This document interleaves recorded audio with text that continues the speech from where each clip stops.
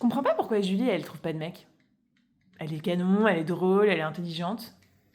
Ouais, moi non plus, je comprends pas. Il comprenait, car en plus d'être la femme parfaite, Julie avait une autre caractéristique et pas des moindres. Elle était attachante, selon elle. Selon la police, elle était chiante tout court, ce qui visiblement lui donnait un laissez-passer pour se comporter comme une immense casse-grelot. J'ai mon petit caractère, hein, aimait-elle à dire après s'être embrouillée avec Hervé, le barista du wagon-bar, parce qu'il ne vendait pas de matcha. C'est normal, je suis sagittaire en fait, disait-elle après s'être mis à dos 100% de ses collègues. Allergique au gluten autodiag, car un jour elle avait fait 3 proutes après avoir mangé une calzone. Elle demandait à éteindre la clim en voiture parce que ça lui faisait mal à la gorge et ensuite se plaignait de la chaleur insoutenable pendant tout le trajet. T'aurais pas un pote à lui présenter, toi?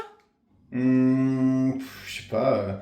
Alex, ça pourrait matcher, non? Ça ne pourrait pas matcher. Alex était ce que l'on appelle un bon gros daillon. À 35 ans, il n'avait pas pris le virage du monde professionnel et avait fait un tout droit dans la vie étudiante éternelle. Il en était à sa 7e réorientation. Son studio ressemblait au camping des vieilles charrues. De la cendre de rouler partout, sauf dans le sandar en demi-noix de coco qui trônait sur la table basse en palette. Des cadavres de crocs aux 4 coins du salon, vestiges d'un caps endiablé le mois dernier. Au mur, une affiche Obad volée dans un arrêt de bus, une banderole Jupiler et le poster des ouvriers qui graillent sur une poutre de gratte-ciel. Il se lavait les mains au pec citron marque Pouce et se lavait le reste du corps une fois par semaine, officiellement pour raisons écologiques. Et il était le dernier utilisateur régulier de l'expression Yo les man.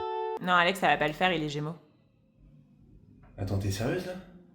Non, c'est juste qu'il poque. C'est vrai qu'il sent un peu le kebab froid sous les aisselles. Mais bon. Quand t'as pas mangé, c'est pas désagréable.